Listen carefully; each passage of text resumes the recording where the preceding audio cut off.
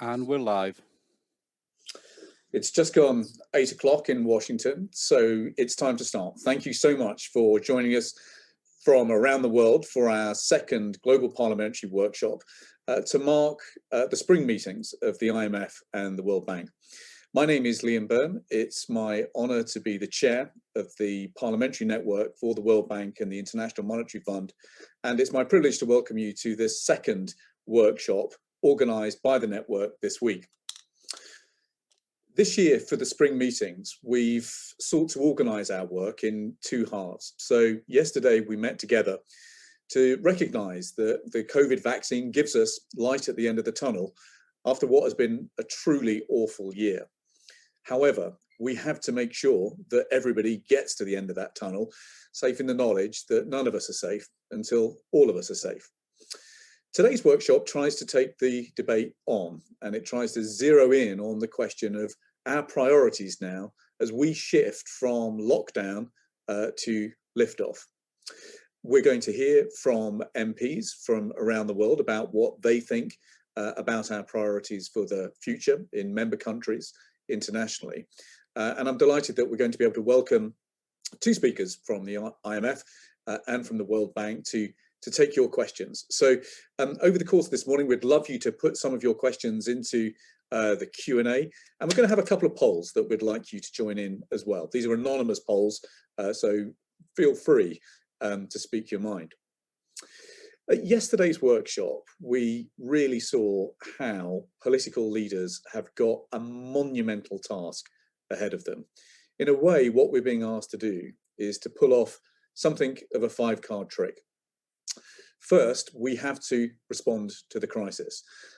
We have still got huge numbers of people who are ill, who are dying, and huge numbers of people still to vaccinate. But we also heard about how we have got together huge challenges in wrestling down unemployment. Nearly 250 million people, in fact, have lost their jobs. Second, we have got to rebuild health and education services.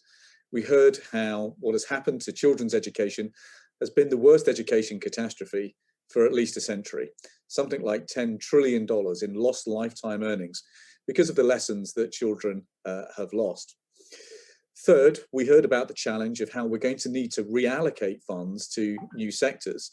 And fourth, we've got to begin redirecting investment into new growth sectors of the future, crucially, the kinds of infrastructure and energy systems, the kind of homes and industries that help us complete that roadmap of hitting the Paris deadlines and holding temperature rises down below 1.5 degrees. Now, we have to do all of that while remaining solvent. And what we heard yesterday is that we are going to come out of this crisis with sky-high levels of debt. In fact, something like $24 trillion have been added to global debt levels. Now, for many of us, we are wrestling with how on earth we contend with the collapse in tax revenues, the surge of investment into rescue packages that have been needed, and we now have to think about how we invest in a recovery that is stronger, fairer, and greener.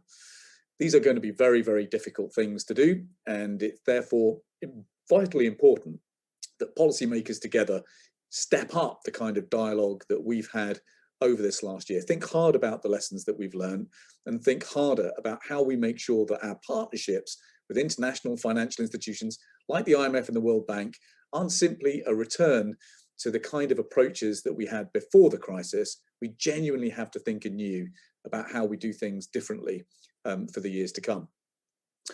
Now, to give us a little bit of a summary of yesterday, for those of you who weren't able to join us and for those of you who were there, but have perhaps forgotten all the details, I'm delighted to bring back on Zara Stasi, who has been our visual artist, who's just going to give us the beautiful snapshot that she drew for us yesterday, and just take us through that, Zara, if you wouldn't mind, just to reprise yesterday, and for those who weren't able to join us yesterday, give them a quick overview of some of the issues that we discussed.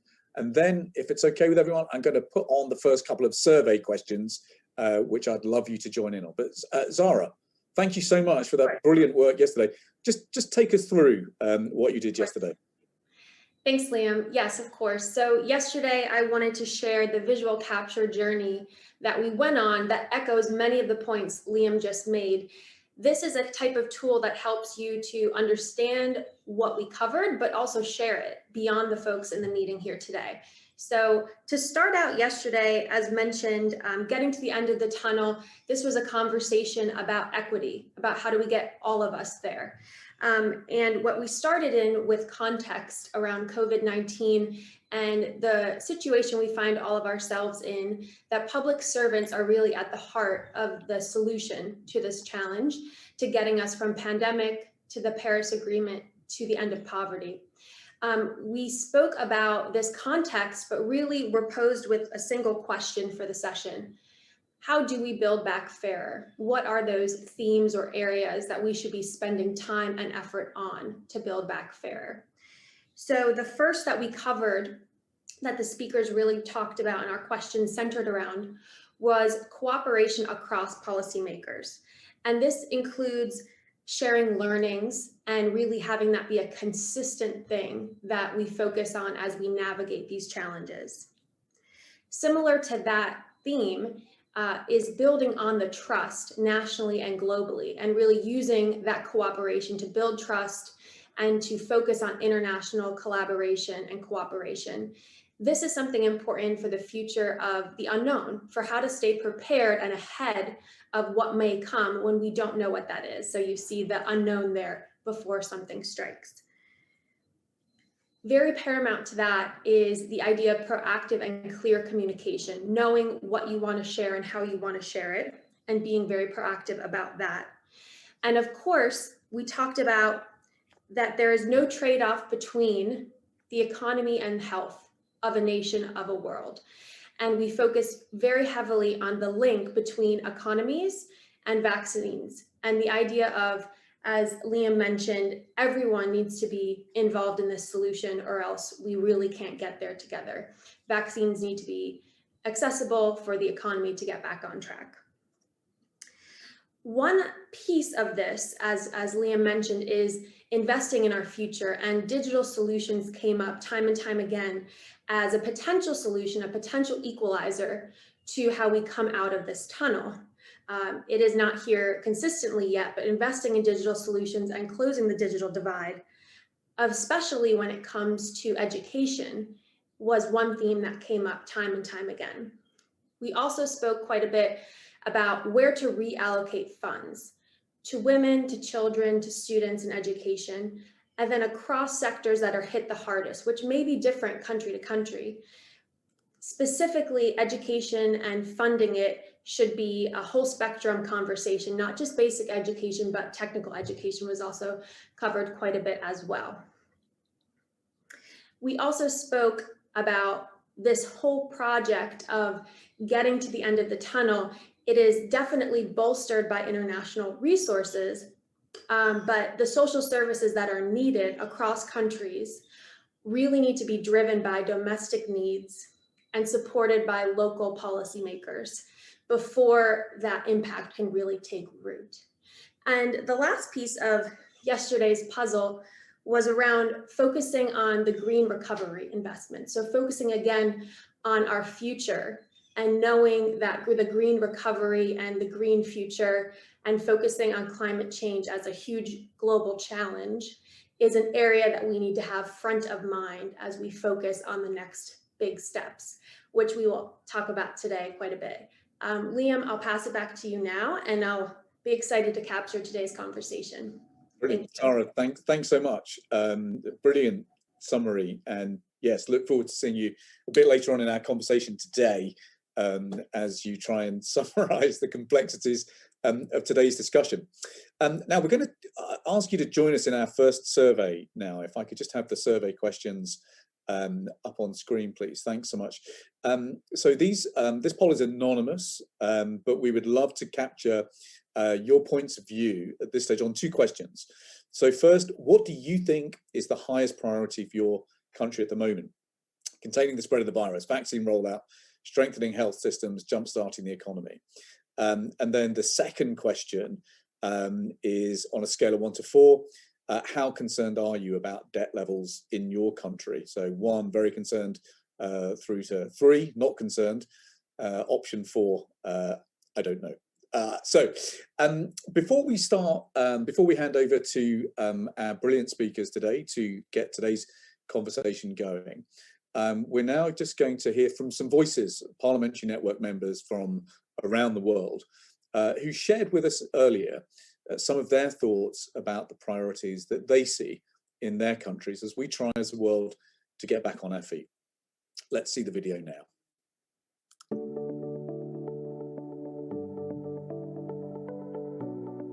Costa Rica debe enfocarse en la sostenibilidad, la inversión verde. Costa Rica must focus on sustainability, green investment, renewable energy. For that, I have 2 bills in Congress that will help to prepare Costa Rican economy for the challenges of tomorrow. First, promote a strategy of carbon sequestration from the soil through the emission of bonds that facilitate transition to a green economy that will be resilient, low in emissions, promoting a change in paradigm in the route towards decarbonization, having assets that are more competitive in the markets. The second is to give a securitization so that our energy resources can be clean, responsible, and so that we can obtain enough funds to meet the crisis and improve economic indexes, but also resources to develop environmental protection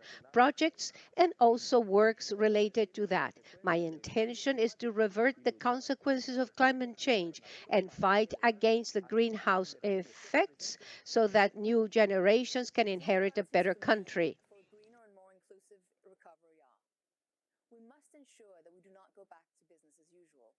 Our lifestyle before the pandemic was simply not green enough, and therefore recovery must be seen as a green step forward, not a return to just what we had before. We must ensure that sustainable use of our resources, both at land and at sea, and to ensure the development of greener technologies. To insert some explicitly Danish-related points, perhaps improve on the planning of the process of offshore wind farms, to include all relevant stakeholders and experts from the beginning, and to ensure that wind farms, while providing excellent green energy, are kept outside of the most vulnerable sea areas. Hello everyone. There is no better moment than now to start thinking about our future. Recovery alone is not enough. First, the COVID crisis highlighted the importance of applying more sustainable development models and joining forces to fight against climate change. We should enforce a stronger message on this. If we want to reach net zero carbon emission by 2050, we need to double our efforts. Second, each country should invest more in its public health system. This seems self-evident, but we should not ignore even the most obvious lesson. Ensuring the world has access to a better coordinated healthcare system should be a priority. Third, no progress will happen without skills. The post-COVID world will be more connected, and effective education policies will provide the resources for individuals to learn and acquire skills needed for a fast-changing workforce. If we work together, we will not waste the opportunity to achieve a greener, more inclusive recovery. Thanks. From Liberia, the 3 priorities for greener, more inclusive recovery are: 1. Building resilient communities through the provision of sustainable, renewable energies that will minimize the use of fossil fuel and ensure safe and clean environment. 2. Creation of good public health policy that will promote primary health care, nutrition, reproductive health awareness to family doorsteps, helping families become knowledgeable in taking decisions that save their lives from preventable and treatable illnesses. And 3, provision of comprehensive social protection for all through good economic recovery policies and implementation modules, considering practical experiences from the 2020 pandemic lockdown periods. And this requires parliamentary support to make internationally acceptable legislation for ratification by all governments for building a better world. Malaysia has just implemented a solar project of up to 1,000 megawatt to accelerate the renewable energy target of 25% of energy mix by 2025. The project, which will add to the existing energy sources for electricity supply in Malaysia, will generate more than $1 billion in new investment over the next 1 year and create more than 10,000 jobs over the period of implementation. Malaysia recently launched a comprehensive digital economy blueprint as part of the strategy to take the country out of the pandemic and fasten digitalization in Malaysia. The blueprint, which will cover the entire ecosystem in digital economy, will include the deployment of massive 5G infrastructure, the push for technological adoption within industries, and the funding for startups and innovations. This initiative is expected to create 500,000 jobs over 10 years and contribute to more than 20% of our GDP by 2025. Malaysia has developed a subsidy and incentive program to create new jobs, reskill, and upskill those who lost their jobs. The program includes incentives equivalent to 20% of the employee's income for employment of the disabled, long-term unemployed, and retrenched workers. The first priority for Portugal should be to create a more competitive business environment that facilitates the recovery of the sectors more affected by the pandemic, namely tourism, but also induces a diversification of the economy into digital services through the improvement of STEM skills and into a zero-carbon transport system. Businesses also need lower taxes and better regulation, and that is associated with the second priority, a more efficient government and public sector. Finally, the third priority should be to reinforce social protection for young families and for the elderly, and to improve public health, focusing on the prevention of chronic diseases and on epidemic monitoring and surveillance. When we talk about a greener and more inclusive economy, we are talking about a new growth model, sustainable, green, smart, and inclusive. We're talking about a growth model, people-centered, that generates wealth and well-being. For this, I see three necessary pillars. The first one would be access to health and education for everybody. The second pillar is a green economy, including green production of energy, transport, transmission, agriculture, and the new industrial policy that fits into the new concept of green economy. And the third pillar is the public sector reform. A public sector able to promote reforms, also to promote and implement digitalization.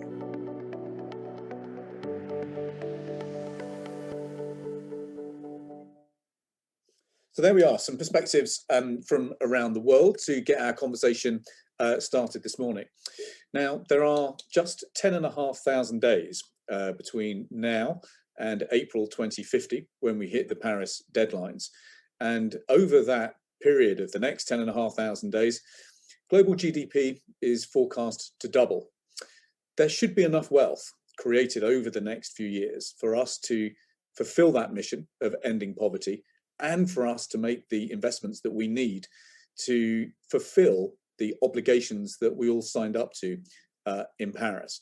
How we get through the next few years, however, will really dictate how we fare over the next 20 to 30 years. So to help us kick off this discussion about the priorities that parliamentarians see, I'm absolutely delighted that we have got Jürgen Vogele, Vice President Sustainable Development of the World Bank, and Jayla Parzabashelu, who is Director of Strategy Policy and the Review Department at the IMF.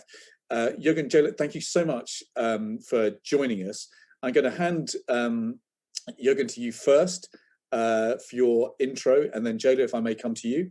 And then we're going to begin taking questions from parliamentarians who are watching from around the world. If you've got questions you would like to flag, please just pop them in the Q&A function so that I can do my best as moderator to make sure that all our questions today get answered. But Jürgen, without further ado, let me hand the screen and the stage to you. Thanks so much, Liam. Thanks for having us, both Jayla and myself, in this important debate. I mean, really inspiring video clips just now, also your own framing at the beginning of the session. You know, we have 5 major crises. Obviously, we have a health crisis, we have a climate crisis, we have a jobs crisis, We have an education crisis, and as Shayla will, I'm sure, talk about quite a bit, we have a huge debt crisis. What we don't need on top of that is a leadership crisis. That's my first message, I think. And that's why it's so good to have this conversation with all of you around the world, because you are now in the enviable or unenviable position or situation, and I think you talked a lot about this yesterday, that you will make choices. You will decide where countries go, where money goes, where policy goes, how technology will be integrated, whether or not kids go back to school earlier or later. And very importantly, in connection with the COVID challenge that we face, to what extent you will focus on prevention. I want to make this point at the outset. This is not the last zoonotic disease we will have to deal with. It will come again. This is not the last, it's a bad one, but it may not even be the worst that we're going to face, and it will come again. So it was mentioned by a couple of you already in the clips. We need to focus on prevention. This cannot repeat itself. So we need to act now to avoid perpetuating the kinds of things that lead up to these zoonotic diseases. Thanks for already also sharing. It was a nice graphic display of what you were discussing yesterday. I think your concerns about an uneven recovery, in all the points that you've mentioned. Today, we have the opportunity to discuss what we can do to transform the current crisis into a green, resilient, and inclusive recovery. Several of the parliamentarians who've spoken in the video mentioned that. I strongly believe that if we take the right steps now, we can avoid a slow return, as was mentioned earlier, business as usual. And instead, we create our economies in a way that they are truly vibrant and socially and environmentally sustainable. And this does not have to be a trade-off.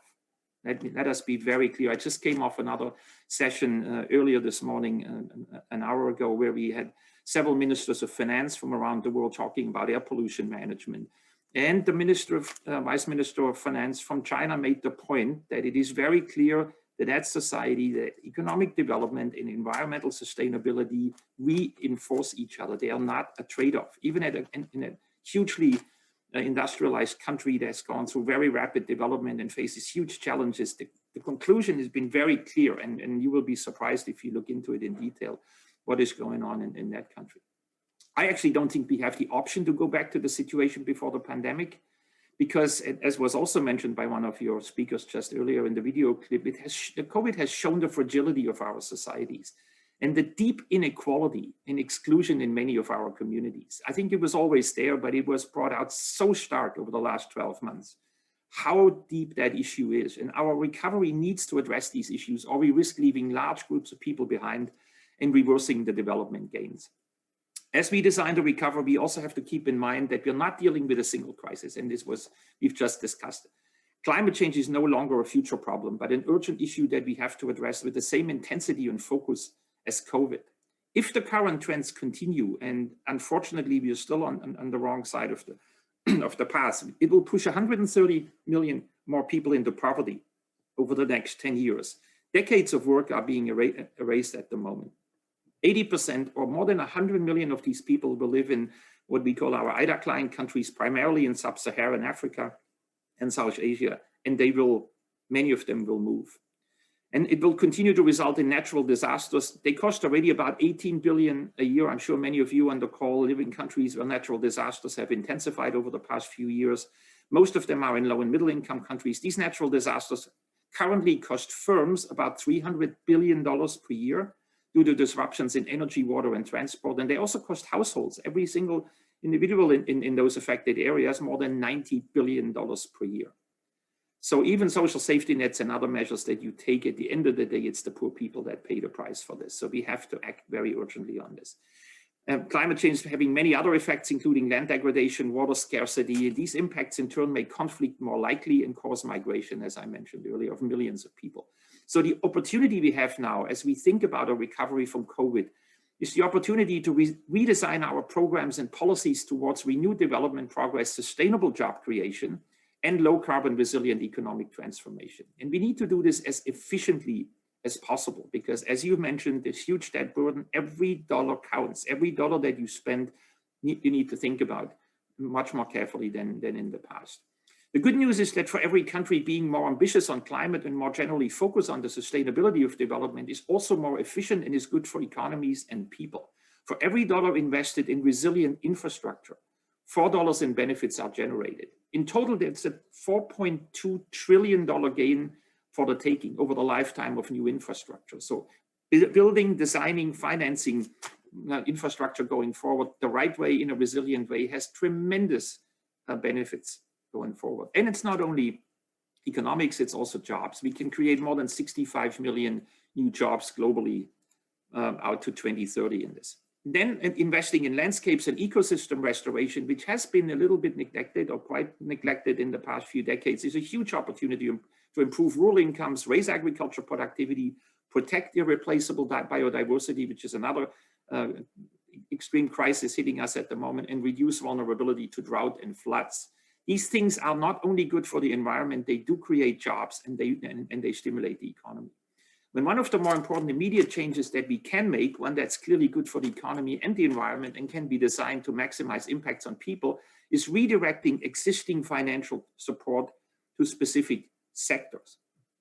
Let me give you a couple of examples. As you probably know, countries around the globe are spending billions of dollars on providing financial support to energy and agriculture. According to the International Energy Agency, countries spend about $320 billion on fossil fuels alone, fossil fuel subsidies. And countries that produce 2/3 of the world's agriculture output provide around $600 billion per year in agriculture financial support on average. 600 billion, that's more than $500 billion per year. That's more than all ODA, and is more than a lot of money that's available dealing with stimulus packages for many countries. At the same time, agriculture generates 25% of the GHG emissions. So half of these emissions are the result of production processes, which generate mainly methane and nitrous oxide, while the rest are generated through the carbon that's released when forests and woody savannas are converted into agricultural land and through the degradation of peat areas. If we don't change anything in the way we produce our food, agriculture emissions currently that are at about 12 billion tons of CO2 per year will rise to 15 billion tons by 2050. And this is, you briefly mentioned the energy sector, where there is a transformation going on. Even in the transport sector with e-mobility and electric vehicles, etc., there is a transition and a transformation going on. In agriculture, we're not seeing this yet, and we must act on this. If we don't act, we will be using 70% of all the annual allowable emissions budget for all human emissions just to produce our food. And again, it doesn't have to be that way. We don't have to do this. It is actually possible to dramatically reduce the emissions from agriculture while still continuing the support and the people whose livelihood depends on it. Of course, it's very clear that governments want to support their farmers and their agricultural sector. So we're not advocating to eliminate agricultural subsidies. But what we should be, and what you should be talking about in your parliaments, is how do you redirect those huge amounts of resources in a way that not only increase incomes, that's a given, but to improve livelihoods, but do it in a way that's actually sustainable, that actually leads to lower emission and that leads to better health and nutrition outcomes by diversifying the sector. We believe that the food system needs the strong support of governments. And again, let me be very clear, we're not advocating reducing or eliminating agricultural subsidies, but they're currently given in a way that is not only not helpful, it's actually detrimental to the environment in many circumstances. There are some notable exceptions in the EU, and agricultural subsidies are beginning to shift towards better environmental outcomes, but it's still only 25% of the money that's actually given to farmers. So this is an important element in the policy conversation that you have. Support the sector and the farming community in a way that it actually creates public goods. So we're happy to work with you on this. In country by country. We have engaged in a number of countries in this conversation. And again, there cannot be a conversation saying, oh, this is politically too sensitive. Actually, it isn't. If it's done right, you don't have the farmers on the streets. There are a number of examples where that has been the case. Now, one of the tools that we have been developing in the bank is what we call the RISE framework. And RISE is very similar to the GRID. It stands for resilience, inclusion, point has been made many times, sustainability, I've just talked about that, and efficiency, and that means every dollar counts. So by resilience, we mean the ability to take action to prevent shocks and to bounce back from them. We look at resilience of infrastructure, economies, and people. By inclusion, of course, we mean the different groups in the society that they have access to markets, services, and credit. By sustainability, we look at whether or not a country is using its natural, physical, human, and intangible capital in ways that doesn't harm the future capabilities. And finally, looking at efficiency, are the resources used in a way that maximize returns to society while minimizing the financial, social, and environmental costs. So we use the RISE framework to work with many countries around the world to look at the country's strengths and weaknesses along these 4 dimensions, and then we can work together on advice, policy, and investment, how to get the maximum return for the investment. Another important set of activities that we will be using to support countries to make sure their recoveries and development are green and resilient is our work on climate change. So let me brief you, and many of you may have heard that we just last week presented to our board of executive directors the outline of a new climate change action plan, which is bold, ambitious, and which will in a way change the way we interact with our clients, but certainly change the way we operate internally. One of the things we will introduce is the Climate Change and Development Report. It's essentially a country diagnostic that will help you understand and us understand the interplay between development, poverty reduction, growth, inequality, and climate change and climate policies at every country. We will look into how climate change and global decarbonization may impact the country's development paths and priorities. And we will look for potential areas for country action in resilience, adaptation, and of course, mitigation, reducing emissions to improve development outcomes. We will also engage more strongly with everyone who is interested to work on the NDCs and to see where there are the biggest returns in the NDCs and how they can practically be implemented, and your long-term strategies. The Climate Change Action Plan will also help countries focus their reforms on 5 key sectors that account for over 90% of global emissions. And they're well known. It's the energy sector, it's, as I mentioned, the agriculture and food system, it's the cities, the way cities decarbonize themselves, and it's the transport and the manufacturing sectors. Those 5 account for 90% of all emissions. We will help countries find ways of taking advantage of the global needs to transform these sectors, to modernize, create good jobs, and to make infrastructure economies and societies more resilient. We've also announced that we as a World Bank Group will align our financing flows with the objectives of the Paris Agreement by July 2023. We need the 2-year transition period because of some of the things that are in the pipeline, but more importantly, because there is no really universally agreed methodology for some of the things we finance as an institution, such as policy loans, or how we interact through our IFC with financial intermediary banks, etc. So we need to work through this, but we have made clearly the announcement and the commitment to do that. We have confirmed that we will do 35% of everything that we finance climate smart. So there will be climate co-benefits, and we will have 50% of that climate finance reserved for adaptation.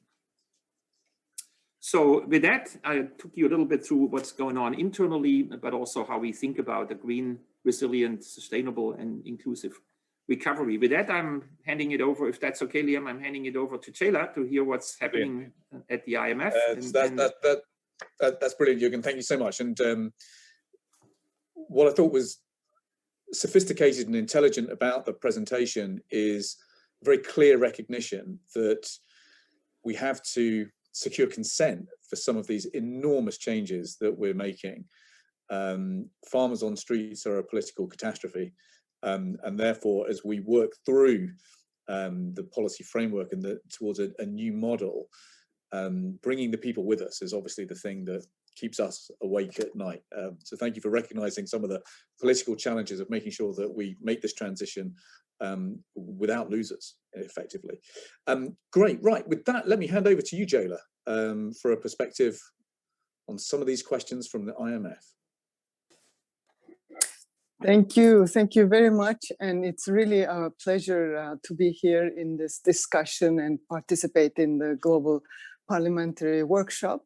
We all stand collectively at a critical juncture with enormous opportunity to achieve a smarter and greener global economy that serves all, not just a few. And each of you in this virtual room has a very important role to play in helping us achieve this together. We just announced our revised global projections just now. Actually, we now project 6% growth in 2021 compared to our estimates of 5.5% in January. This is good news, and in part, of course, due to exceptional measures taken by governments, including 16 trillion in fiscal action and massive liquidity injection by central banks. But a dangerous divergence in economic prospects within and between countries is becoming much more apparent. Many people continue to face job losses and unemployment, while countries face unequal access to vaccines, varying room for policy support. So we are seeing a multi-speed recovery, which poses challenges. Of course, a rapid recovery in the US will support global growth, but can also trigger a tightening of global financial conditions and prompt capital outflows from emerging markets and developing markets, which is developing economies, which is very critical in the context of some of the issues that we are going to discuss today. So we need to make sure that there's careful and structured policy communication and policy implementation by all. What needs to be done? So the key priority remains to basically safely exit the crisis, the health crisis, with a focus on ramping up vaccine production, distribution, and deployment. We always say at the fund, vaccine policy is economic policy, and faster progress in ending the health crisis could add almost $9 trillion to global GDP by 2025, and 60% of this goes to emerging markets and developing economies, and 40% to advanced economies. So it's very important that we address dealing with the health crisis. As the pandemic recedes, we need to target policies, helping workers transition from shrinking to expanding sectors, helping workers adjust through retraining, reskilling, and withdrawing worker retention support gradually. It will be very important to ensure that countries have effective bankruptcy procedures in place, out-of-court settlement systems, and other mechanisms to mitigate an expected increase in corporate insolvencies.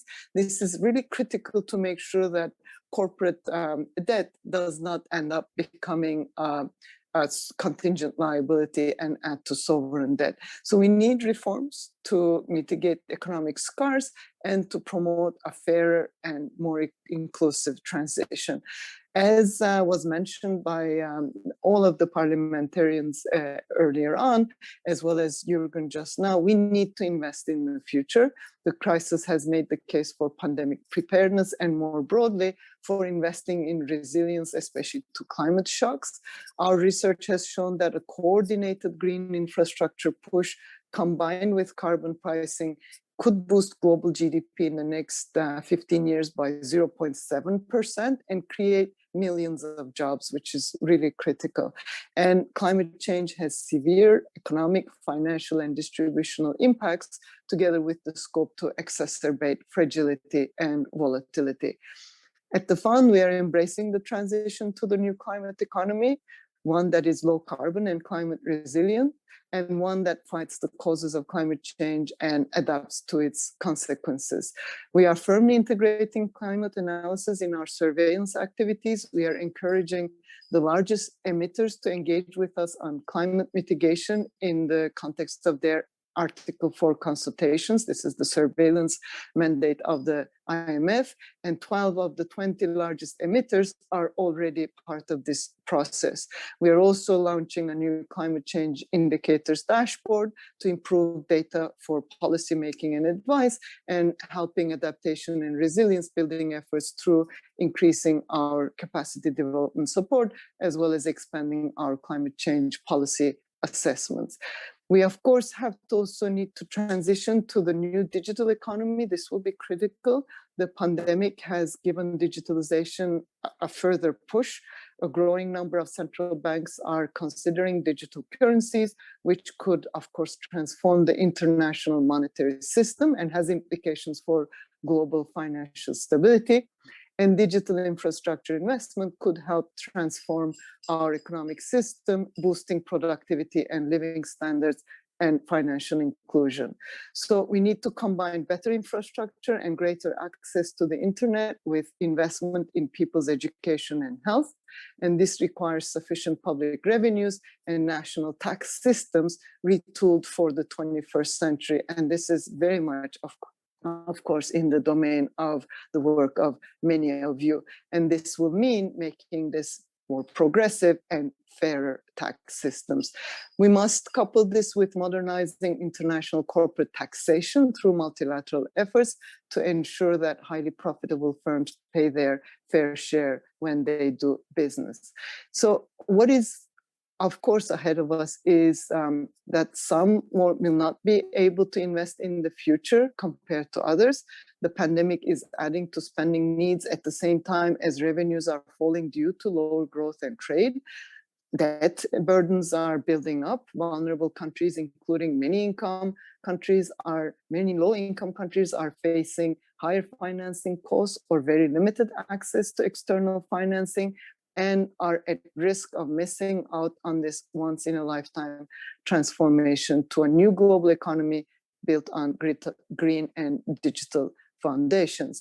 We just released new IMF research, which shows that low-income countries have to deploy $200 billion over the next 5 years to just fight the pandemic, and they need to deploy at least another $250 billion to return to the path of catching up to higher income levels. So the challenges are really comprehensive and calls for comprehensive effort by all. This means more domestic revenue mobilization, more external concessional financing, and more help to deal with debt. We have not seen a systemic debt crisis, and we want to keep it that way. No debt crisis has happened thanks to decisive policy actions by central banks, fiscal authorities, official bilateral creditors, and international financial institutions.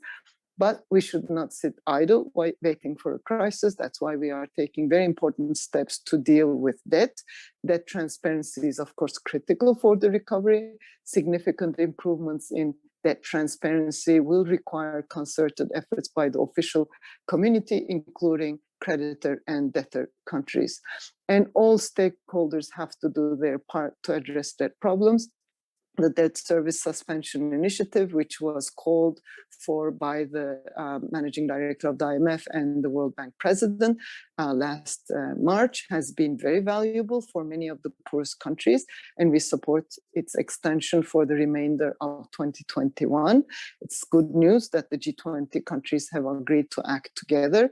There's also the common framework for debt treatment, which will facilitate timely and orderly debt treatments for DSSI eligible countries with broader creditor participation, including the private creditors, right, the private sector, which has so far not participated in the DSSI. We are also encouraged by the support building among the IMF's membership for a possible SDR allocation of $650 billion, which could benefit all countries by boosting their reserves without adding to debt burden and free up resources for urgent needs. And we also are working on possible voluntary reallocation of SDRs from advanced economies or those that can afford it to lower income countries which really need this support. So as was mentioned by several MPs at the start, we cannot go back to business as usual. I'm going to end with a quote from Mahatma Gandhi: "The future depends on what you do today." And I hope we can all seize this opportunity together and for all, not just for the lucky few. Thank you very much.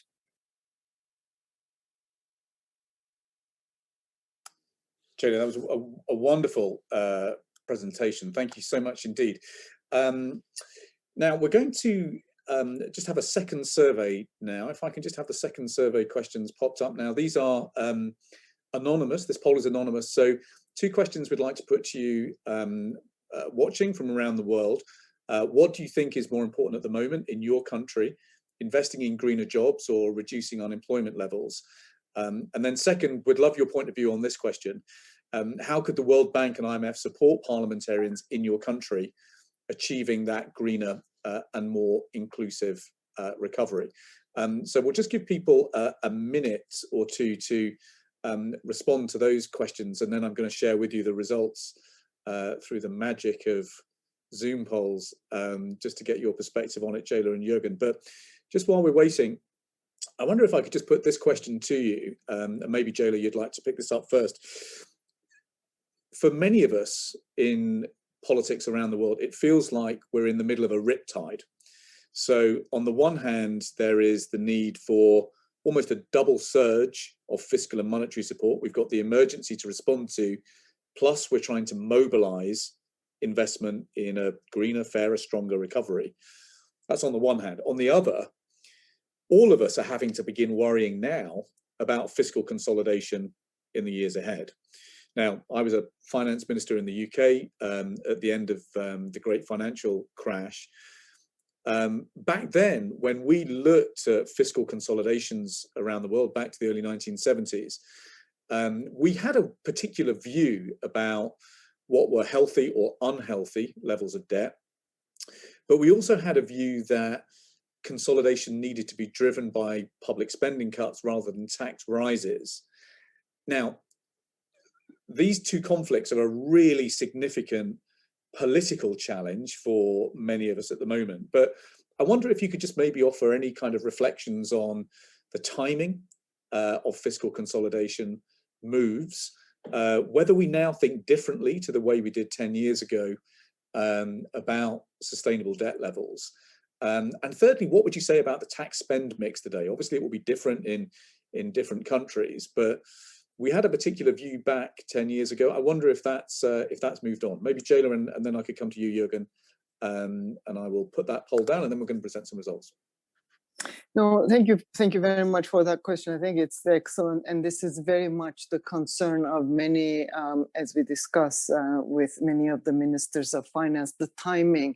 There are different phases of this crisis, and the phases, unfortunately, we go back and forth among these different phases. So the timing is really very difficult to manage.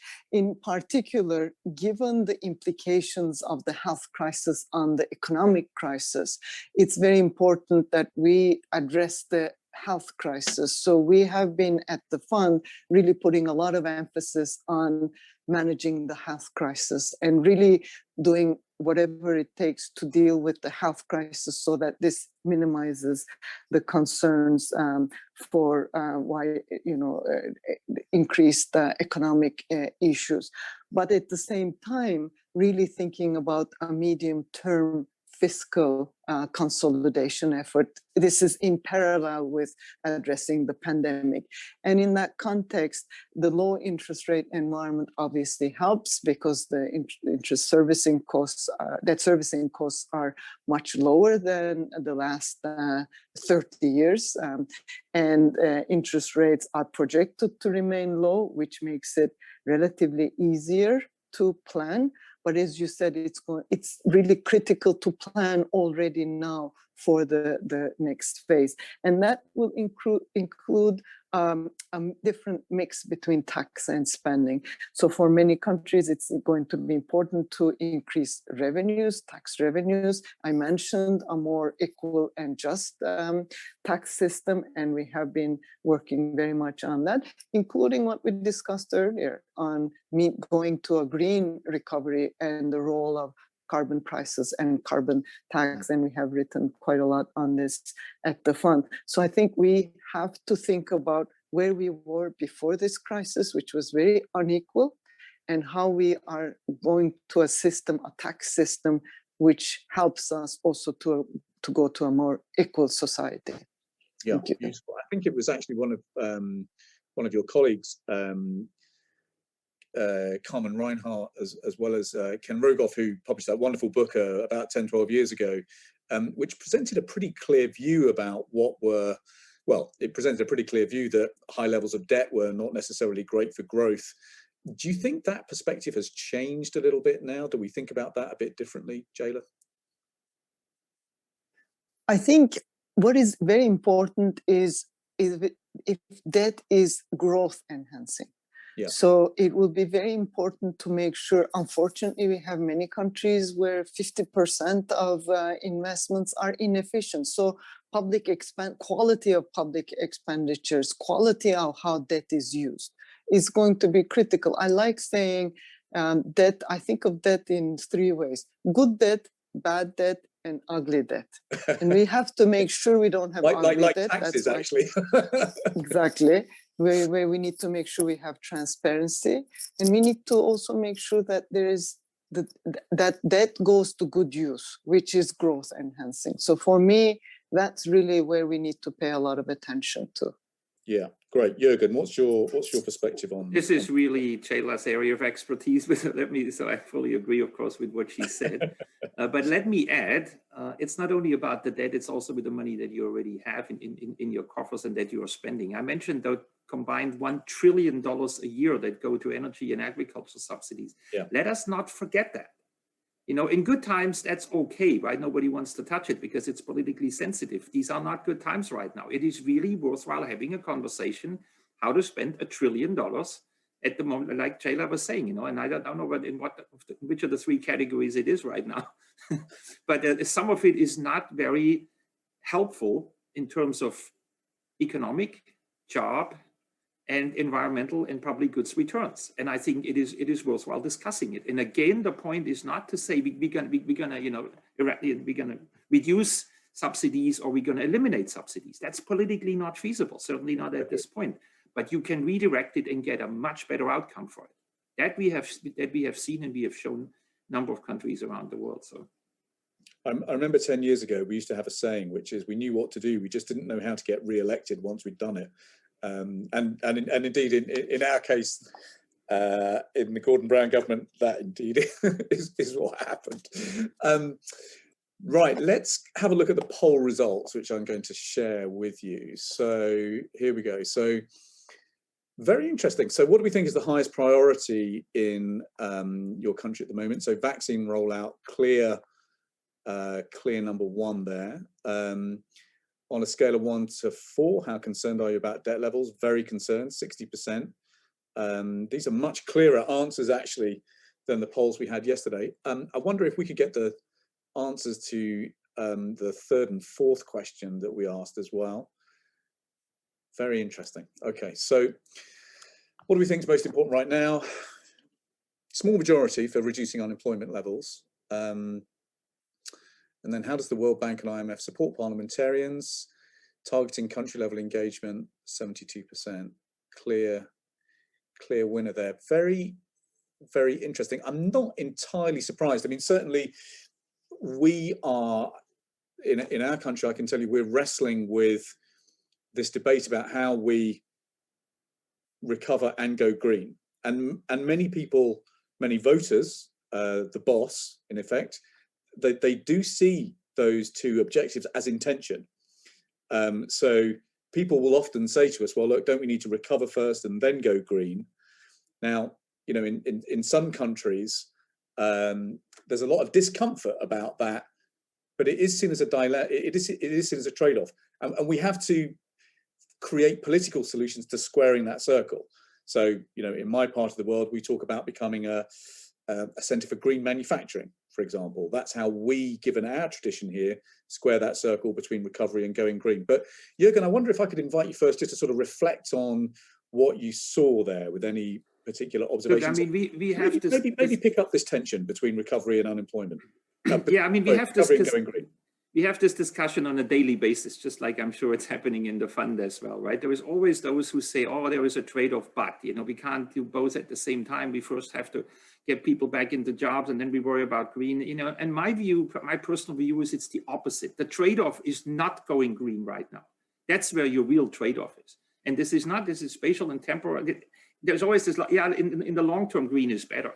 No, there are lots of jobs that you can generate right now if you're creative and if you focus on it, that give you both. It is absolutely out there. And I think we need to seek it, we need to look for it, we need to, you know, purposefully embrace it, rather than starting every conversation with, yeah, but there is a trade-off. And then, you know, like, okay, then now I don't have to worry about it because we all agree there is a trade-off. So let me first do what I would normally do. I just feel there is a switch has to be flipped in a lot of folks' mind. And when they get creative, you'd be surprised what will happen, right? Lots of new things come up and lots of new stimulus programs that all of a sudden have a very different feel and touch to them, that create excitement, that are more inclusive, that bring people in that you normally wouldn't even have thought about in the first place. And all these things are happening. So I'm missing a little bit the creativity. And because it's buried under this immediate knee-jerk reaction, oh my God, yeah, but there is a trade-off. We can't risk, there's a risk. Well, if there is a risk, then address it, deal with it, discuss it, talk it through, but don't give up before you've really looked at all the options that are out there. I often feel when we have the conversation in the energy sector, there is always this, out of coal must be gas, right? Because we need baseload. So therefore, but it's true in some cases and in some circumstances, but there are also other options. And if you really dig down, you'd be surprised how many other possibilities there are. So then maybe that's my message. Yeah, no, I think it's a great answer. I know some of my colleagues at Nuffield College here at Oxford have done some really good work looking at the kinds of program measures that are both good for decarbonisation and job growth. And I think when we as parliamentarians talk about not going back to business as usual, this is one of those areas of advice that is going to be especially important to get across and help with policy design at the individual nation state level. Jayla, what was your perspective on some of the results there that we saw? So just quickly on the trade-offs, I fully agree with both of you. I think this is, there are trade-offs, and at the same time, one could get jobs. And I mentioned the green infrastructure push and how that could be really very important for growth. That said, some countries will face bigger trade-offs than others. So that goes back to what was said there, country-specific advice, really making sure that we understand the needs of each country and really focus our advice based on the initial conditions of each country and what they need to be dealing with. And some of the lower income countries will face very difficult trade-offs as they adapt to the climate change and will require support from the international community. So I think it has to be a comprehensive package of measures, both in advanced economies and low-income countries. I thought that it was on the survey results, the emphasis on vaccine rollout is very important. As I mentioned, this is the key priority. We should all be focusing on making sure that there is access to vaccines by all, and we have to all do our part, supporting COVAX and other mechanisms. This is number one priority that we all need to focus on. And I was also, I wasn't surprised to see 65%, I think it was, of representatives very worried about debt buildup in their countries. And this is true, we see it. There's also contingent claims through the corporate sector, through all the measures that have been taken by government. So these will be issues that we really have to focus on. We have been and really need to focus on how to deal with this debt overhang we have in many of the, unfortunately, in many of the countries. Yeah, politics is a life of many drawbacks, but a shortage of challenges is not one of them right now. So we're going to open the floor now to some questions that have come in from our colleagues around the world. Please do pick up which of the questions you feel best placed to answer, but let's just run through the first three. So Adegnika from Cameroon asks about what are the urgent actions needed to ensure progress to eradicate extreme poverty is not wiped out. So that's a good broad question. Amar from Algeria, how do we make sure that the future is, well, how do we make sure we're more resilient to future crises? So Jürgen, you actually made this point that very well in your remarks, that we're going to have this again. So making sure that we are better prepared, making sure that we've learned the lessons from what we've been through. And then Akua has from Ghana has quite a brilliant question, which is a challenge for the network as much as anything else.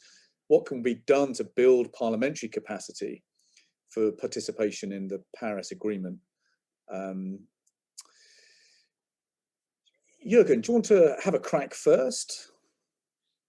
Yes, of course, the fact that more than 100 million people have fallen into poverty, that is the absolute minimum threshold line over the past year, is extremely disconcerting. And what you can do, I mean, one very, very important tool in the toolkit is the social safety nets and social protection programs. And we've actually seen we've seen some real progress over the last 12 months. I think before the pandemic, I mean, Jayla may know the number better than me, but I think only 1/3 of all countries around the world actually had a functioning social protection network in their country. That has now basically doubled. And then within each country, so there's been a huge investment in trying to find those people, trying to get them digital address, trying to connect and trying to get money into their pockets. And so we've seen both an expansion, the breadth and the depth of these. And this has been a very, very important tool. I know it's short term, I know it's temporary, I know it costs money, but it has helped 100 million people to try to prevent the worst outcomes. So we've ramped up our program by about $20 billion over the last 12 months through various channels and instruments, the direct social protection being one of them, but food for work, cash for work, community-driven development programs that transfer funding directly.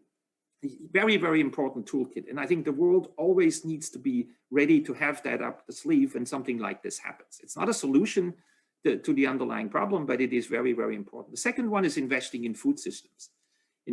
Very poor people spend more than half of the little money they have on food. If they don't have that, they go hungry. So we unfortunately estimate that yet another about 100 million people have been added to the group that is going hungry and at least once or twice a week, which is totally unacceptable. And unfortunately, we are projecting that over the next 12 months, this will double again. We're looking at over 200 million people who will be in that category, new. And because food prices have gone up locally, not globally very much, but locally. And so this is very important to deal with this on both sides. It's one thing you have your cash transfer program, but if you only get $10 or $20 a month and the food price is doubled, that doesn't get you anywhere, right? So you have to work on both of these angles. These are two of the very, very key factors. If I may make a brief comment on the other question, how do we prevent this from happening, right? So this is not the first time. We've been there before. I happened to live in Beijing during the SARS crisis. I physically stayed through the entire crisis in Beijing. So this is very personal for me. And also I led the World Bank response when the avian influenza was sweeping across the northern hemisphere and went down into Africa. So I've been very much involved in these zoonotic diseases. And the lesson is very clearly, these are preventable, not 100%, but significantly more than what we are doing right now if we implement a One Health system. And One Health policy and One Health systems, every country should adopt and should make it a high priority. It doesn't have to cost a lot of money, but it is important to have the underlying surveillance in place to see what's going on. It is important to have the diagnostic systems. It is important that ministers of health, agriculture, and environment have a standing committee and standing commission all the time, where they do come together, share information, and work together to prevent these things from happening. This is not just an East Asia phenomenon, right? And MERS came out of the Middle East. We have Ebola in Africa. There are a number of countries where the intersection between the way we treat or mistreat our environment by encroaching on wildlife in an ever-expanding way, the way we treat our food or not treat our food well, and the health sector are in sort of in a Stone Age kind of state, if you wish, right? And it really needs to improve and it needs to change. This is not rocket science. We are actually investing in the World Bank quite a bit in One Health. And it's not like it's not out there what needs to be done, but the problem is it's what we call it's a sequence of panic and neglect. Every time there is a zoonotic disease, everybody panics. And then when we are done with it, this was the same with avian influenza, was the same with SARS. 6 months later, when it comes to parliamentary discussion, yeah, we fixed that. That's okay. So what's the next problem, right? The fact is, though, they come every 5 years. And this one's a particularly bad one, but this may not be the worst we're going to see. If this coronavirus was more deadly, we would have an even worse situation. And it is possible. Look at Ebola, how incredibly deadly it is. It just is not very contagious. If a virus manages to have both, we're going to be in a much worse situation than what we are right now. And we know it, and we're still typically not acting. So my plea to all parliamentarians on the call is to make this a priority. This is not costing trillions of dollars. This is not that complicated. And we have certainly the materials to work with everybody and share, what does it mean to have a One Health system at a country that has the teeth and that has the ability to help prevent these things from happening. Back to you. Really important messages. I do Well, I do feel that actually there are more politicians now who have woken up to the fact that this is going to happen again and again and again. I mean, partly just because of the number of mutations we've had from COVID and the new lockdowns that's had to trigger. I think people now realize that we've got to build systems that are future-proof.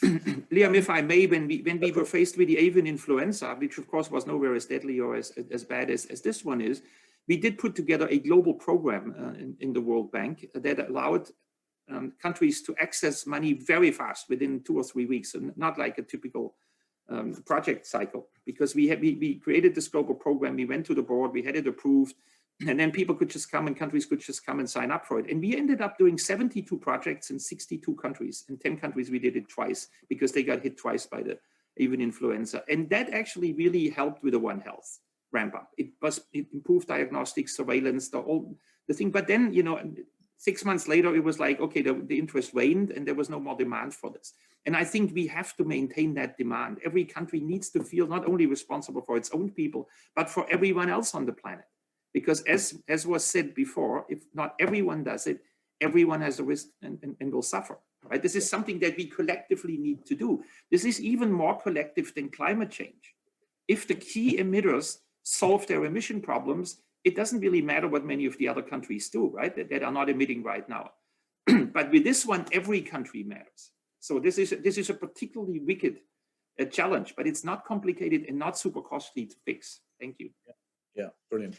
Can I add to this, Liam? Thank you. Yeah, so I think this crisis was also a very important reminder of the lack of the effectiveness of some public service delivery. So this really requires improvements in many countries on education, health. I mean, basic public service delivery has to really, social safety nets really needs to improve. So this was actually a very different crisis than, of course, the global financial crisis. And in many of our support programs, financing programs, we really put emphasis on making sure that there was actually a floor on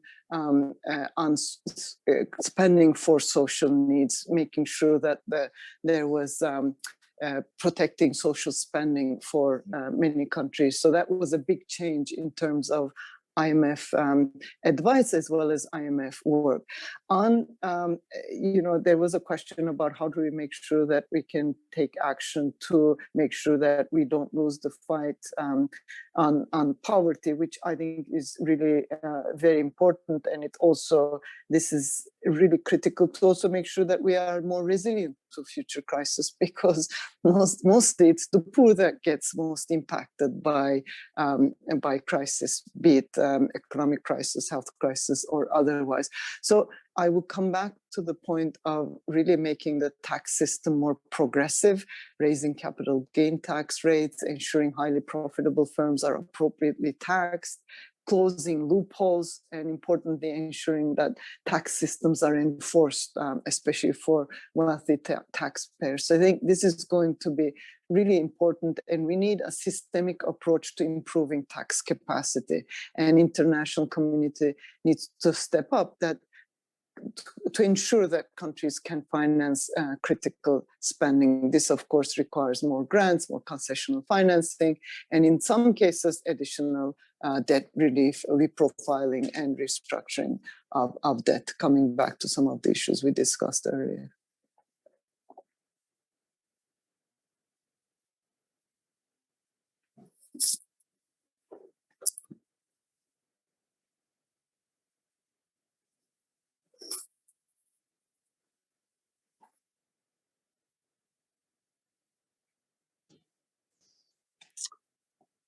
Hopefully I'm now back online. My internet here in the UK just cut out.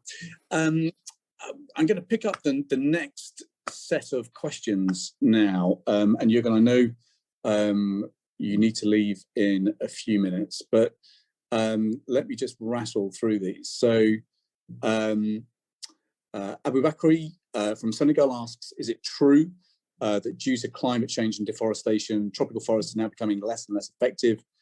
Carbon sinks. We've got a great question from Retta in Bahrain. What tools support is made available to developing countries to plan the move towards green economy post-pandemic? I know Jürgen, the World Bank has just produced an excellent report on this. And then Rita from Morocco asks about what mechanisms can enhance South-South cooperation and coordination in difficult global health crises. Supplementary question there about, do we think that digitalization will widen the gap between high income and low income countries? Jürgen, perhaps I could come to you first, because you might want to pick up some of those questions and offer some concluding remarks before you have to depart at 15:15.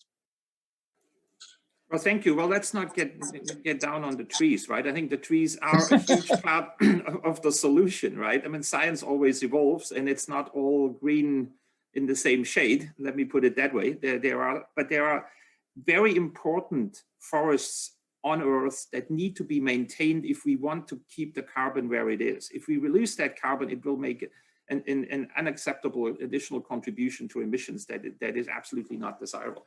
And it continues to be a major carbon sink. But let me also make the broader point. It is not just about the forests on this planet. It is about the way we manage our landscapes. That includes forests, but it also includes agriculture. I mentioned agriculture before. You can do food production and agriculture production in a landscape in a way that is actually carbon positive. It doesn't have to be an emitter. Right now, the way we've done it, and historically we've done it, we have never thought about this actually. That's why we are, we've just done it traditionally in a way, never paying attention to the carbon balance in it. But if we do agriculture right, and it's again not that difficult, we can have a carbon positive sink effect. And that of course includes managing the trees in the landscape. For our colleagues from the African continent, the future of food production in Africa is an agroforestry system, in my view. It is not the same type of forestry that you find in the Midwest of the United States or in Europe or in some other countries. It's ideally suited to have a combination of both, where you have a win-win, where you have a better environmental outcome and you have high productivity. So I'm no issue on that side. What was the second one? Oh, so what instruments do we have, right, in terms of working with a country? As I mentioned, the RISE framework, if that's okay. This is the Resilient, Inclusive, Sustainable, and Efficient Recovery. It actually has 5 or 6 indicators in each one of those buckets. And what we're doing is we're doing diagnostics country by country. We're now at, I think we've done about 8 or 10 now. Together with our colleagues in the country, try to understand what are the trigger points, what are the kinds of areas where with a policy tweak or with some investment you can really make a difference. On the resilience side, what is the most effective way of doing these things? So I'm happy to follow up and send you a link to that kind of analytical and diagnostic tool. It is one of those that flies off the shelf, which doesn't always happen with our publications. Some are less hot, but this one has gotten a huge amount of traction because it feels very practical. You really, like in a real political or policy context, you can engage in these debates. So if I have to make choices, if I have to spend the next, $20 million program, but where do I get the biggest return when I look at this RISE? This resilience, where is it most inclusive? Where is it giving me the biggest return on the sustainability side? So it's a quite a methodical way of thinking through things. It also gives you a snapshot of where you stand as a country. It's actually very interesting. So you do a diagnostic, and then you talk to the Minister of Finance and say to her, so see, like out of the 5 different buckets or 6 different buckets that we looked at, you're doing really well on those 2, but you're actually not doing quite well compared to others in those 3 areas. And here is what you could do to catch up or to do something that is really, moving you forward on that trajectory. So that gets a lot of good interest and feedback. Yeah. So I'm happy to share that. And any views on South-South cooperation and coordination in some of the health crises that we can perhaps look forward to? Yeah, I mean, absolutely, right? So South-South is hugely important in development. We're working with Brazil, we're working with China, we're working with India, we're working with many countries to try to share experiences. As I said, I just came from an event on air pollution before this session, where ministers from countries around the world were working with South Asian ministers to share their experience. We had the head of the Mexican Air Quality Authority, we had China, we had a number of other countries. So that South-South kind of exchange is most helpful.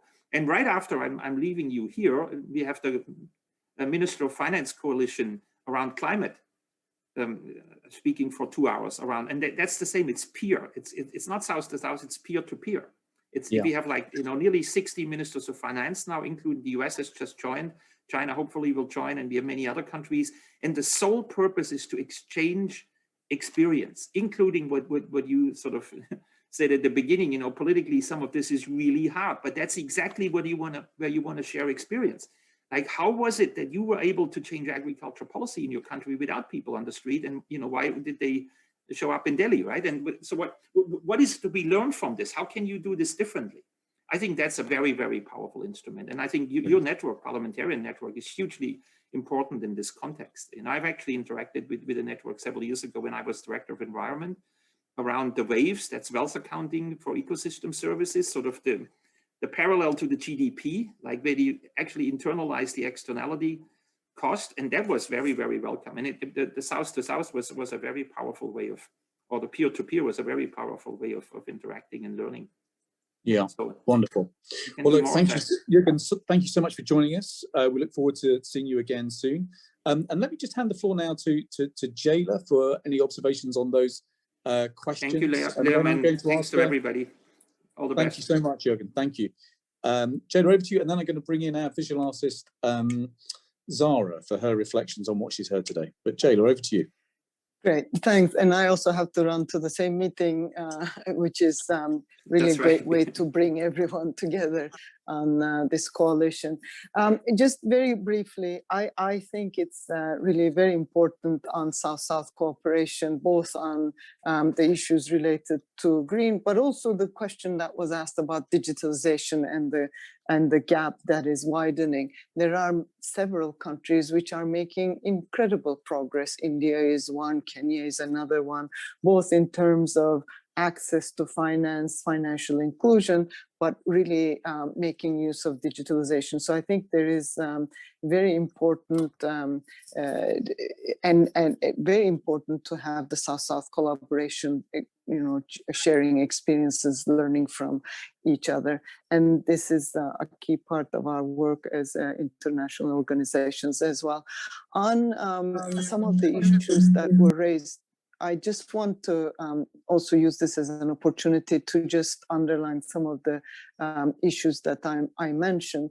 I think I want to leave with 4 issues. One, that a green investment stimulus will really boost output and employment and prepare the ground for transition to a low economy. So this is, as long as, and if this is coordinated in green investment stimulus, this actually magnifies through the multiplier effect. So that's very important to have collaboration on this.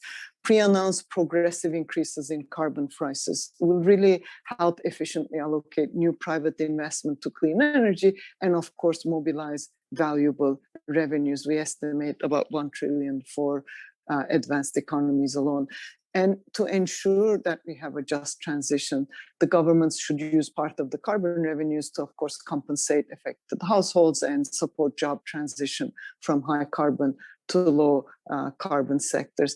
And the vulnerable countries need to adapt to climate change and integrate disaster risk and resilience spending into their macrofinancial and fiscal frameworks. And this does require financial assistance, external assistance, and therefore really a need for the multilateral community to come together and to support all in this very important goal. Thank you very much for the opportunity to discuss these issues. Really appreciate it. Can't hear you. Thank you so much indeed for joining us. That's been a wonderful presentation, and we're very much looking forward to seeing you again at some of our sessions in the future. And actually, I think one of the ideas that you offer is, I think we are going to need a conversation about tax as well as carbon pricing as we head into this year. And that may be an opportunity for us to team up with our colleagues at the OECD as well, who I know have been doing lots of good stuff on this. But Jayla, for now, thank you so much indeed. Much appreciated. So the clock is slightly against us now, but thank you so much to everybody who has put in questions into the chat. We will make sure that you get a full written answer to those. Please as well, just keep your eye on our digital platform, parlnet.org. We've put this in place over the last year to make sure that as parliamentarians, we have got a platform where we can share ideas, not just about the economics and the policy design that we need to think about for the future, but also some of the political lessons that we're learning as well. So Zara, you've been listening in on that. Thank you so much for staying with us and for joining us. Why don't you just sort of take us through what you heard today? Will do. Let me get my screen up for you to view. There we go. And I'll take you right through. All right, so yes, today we focused quite a bit on the priorities. So we focused at the beginning of the conversation about what will help us design green, inclusive, resilient futures together. And we can't really do that without considering all the crises that are happening at the same time, even previous to COVID, obviously, whether that is education, climate change, our jobs crises, health crises, exacerbated by this last year and the challenges that it brought. So to address some of these, we talked quite a bit about the priorities that folks are focused on and those that are focused on the future. So for example, the health crises, many countries prioritize the vaccine rollout that's still happening and still very much front of mind. But we also learned a bit about a One Health approach and how proactivity and focused on kind of consistent communication around a country's health is a way in the future to future-proof the focus on health crises. Across all of these pieces, people-focused recovery really seemed paramount while going green. So focusing on the people and the needs now, but not separating that from the needs of the future, including going green, and how that really just takes a little bit of creativity and obviously some trade-offs, which came up across some of our other topic points. Across these topic points, two areas of the climate economy and the climate infrastructure of the future came up. The first was around a coordinated and comprehensive climate economy approach that may include carbon pricing, future job training programs, green infrastructure, but of course may require really thoughtful trade-offs depending on where your country is. We also mentioned and talked through how unemployment, and really that being a priority for many countries, a climate economy and a green economy can help to stem that unemployment, can help to address that unemployment. So again, people-focused recovery while going green. We also spoke quite a bit about the agricultural systems, the food systems, and how they may hold the key to better sustainable outcomes, as well as healthier futures for the people. Specifically talking about how lower emissions and even carbon positive farming can have really positive effects on not only the economies of these nations, but the people in them and the workers in them. And we closed and spoke quite a bit about modernizing global taxation. So again, would welcome another conversation on that, because I think you're right, Liam, there's so much to unpack there. But I thought it was interesting when we talked about how debt should be growth enhancing. So there's all different types of debt, just like there's all different types of taxes, but good debt is one that's focused on the growth of an economy and of a nation. And then as far as focusing on areas to prevent this from happening in the future, and this being, the multiple crises that are happening right now, in addition to the One Health approach that was spoken about, proactive health understanding of a nation, there was also talk about investing in social safety nets and being very thoughtful and focused and proactive about what social safety nets your country has and how to proactively invest in them now, as well as investing in social service delivery. We talked quite a bit about how the breakdown of that social service delivery could be felt across many of our countries, but investing in that proactively will help stem crises in the future. So with that, this document, this conversation visual will be something that we'll share with you and you can use to remember this conversation, as well as share with others to help bring them along on your journey from lockdown to liftoff. Liam, I'll pass it back to you. Zara, thanks so much indeed. That's been a beautiful summary of our discussion today. And I do hope that everybody watching around the world will be able to share some of those images, both yesterday's and today's, with others. This brings our second workshop to a conclusion now. So I hope that you found both yesterday and today as valuable as I have. Over the course of this year, it's our goal to organise a few more of these sessions. Now that we have got this technology just about working, we hope to use this platform to continue bringing parliamentarians together, together with the IMF and the World Bank, and increasingly with other partners as well. So we have already organised some successful sessions with the World Health Organization. There may well be, based on the discussions that we've had this morning, a further session that we might want to think about with our colleagues in the OECD, who have done an awful lot of good work on tax. I think it's really clear that there is a really important job of work for us all to do together, continuing to stay in touch, continuing to share good practice, continuing, crucially, to share some of the lessons that we have all learned over the last year.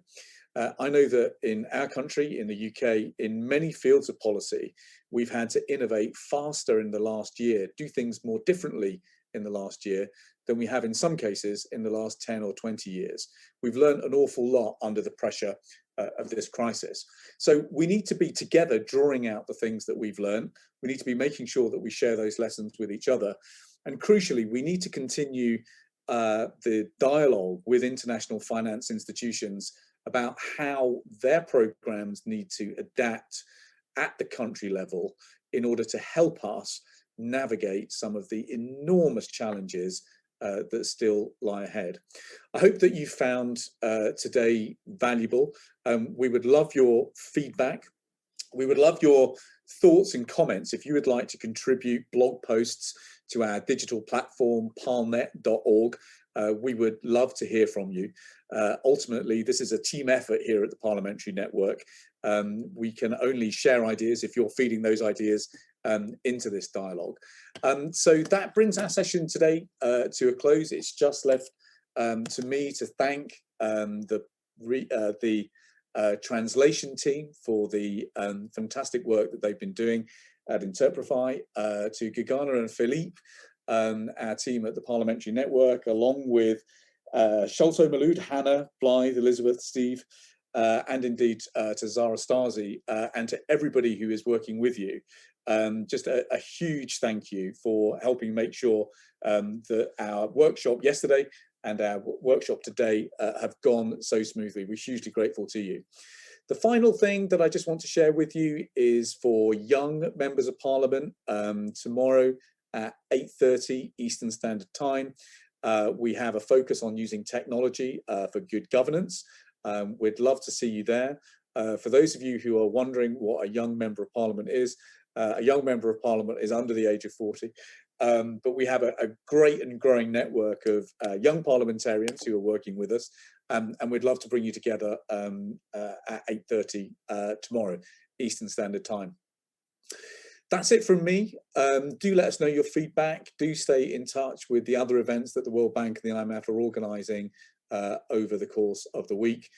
Do let us know what we can do to continue to improve our work on these platforms. We would love to hear from you. But for now, thank you so much indeed for joining us this morning. Have a good rest of the week. Bye for now.